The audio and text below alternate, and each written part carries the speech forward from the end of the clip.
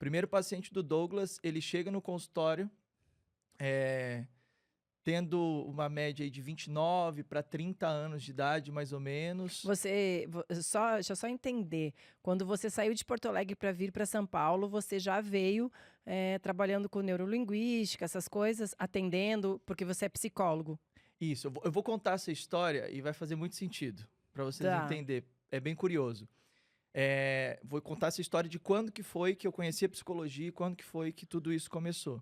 A partir desse paciente que chegou no meu consultório com 29 anos de idade, ele vindo com o casamento arrebentado, problemas financeiros, o casamento à beira do divórcio, sendo ele um pastor já há mais de uma década. E essa primeira experiência com essa pessoa foi quando então se descobriu questões do passado com relação a abuso infantil, abuso sexual e também com relação à parte de violência doméstica, que isso era uma coisa que não era muito claro para essa pessoa e que isso foi descoberto a partir de uma experiência de um burnout, que é um esgotamento por conta de frustração do trabalho, por conta de insatisfação no relacionamento, por conta de excesso de atividades, desconforto. E esse primeiro paciente era eu. Eu sou esse cara que lá atrás, ainda com 10 anos de idade, foi vítima de abuso sexual por um vizinho, onde esse vizinho fez um convite, eu era pequenininho, meu pai trabalhando, minha mãe trabalhando, a família toda trabalhando. E eu fui convidado por esse vizinho para ir até a casa dele, onde lá na casa dele, então, eu fui abusado.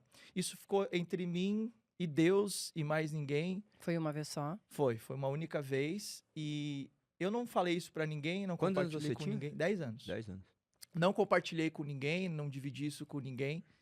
E os anos, eles foram passando e todo aquele que é vítima de abuso sexual, ele começa a ter várias disfunções por conta justamente desse abuso. E eu comecei a ter essas disfunções, eu comecei a ter dificuldade de aprendizagem, eu comecei a ter dificuldade de relacionamento, eu me tornei introspectivo. Você pensava nesse abuso? Eu não pensava porque, dentro daquilo que eu fui entender posteriormente, essa era uma memória recalcada. Então eu reprimi isso, né, para poder seguir a vida. Eu tinha que seguir a vida. Você passou por cima, esqueceu, guardou, escondeu. Tava lá no que Freud seguir. ensina, lá no meu inconsciente, lá embaixo, lá embaixo do iceberg. E aí o que aconteceu foi que eu fui vindo, né, os anos de vida e comecei mal na escola, comecei a ter vários problemas com relação a relacionamento, com os colegas na escola, com os professores, não queria estudar. Meu pai, então, numa tentativa de me educar e de me corrigir, ele começou a me prender em casa. E a forma como ele decidiu me prender era uma forma um pouco inusitada, diferente do que a maioria das pessoas fazem com seus filhos, porque ele amarrava a minha perna com uma corrente e um cadeado e ele me deixava preso na cama assim que a minha mãe saía para o trabalho. Então minha mãe saía para o trabalho, eu ficava lá com a perna amarrada, uma corrente e um cadeado na cama por horas e horas, sem poder ir no banheiro, sem poder comer. Era realmente como se fosse um animal, assim, preso para não poder sair, porque era uma tentativa dele de eu não ir para a rua. E o seu pai fazia o que nesse tempo? Meu pai era mecânico, autônomo. Então ele trabalhava por casa mesmo. Minhas irmãs, as duas irmãs faziam faculdade, então trabalhavam, faziam faculdade, iam embora para o trabalho, para a faculdade. E a minha mãe trabalhava como operária de fábrica, então ela ficava num período do dia em casa e a maior parte do dia ela passava fora. E o meu pai, na medida de tentar me corrigir, tentar me disciplinar, ele me prendia dessa forma.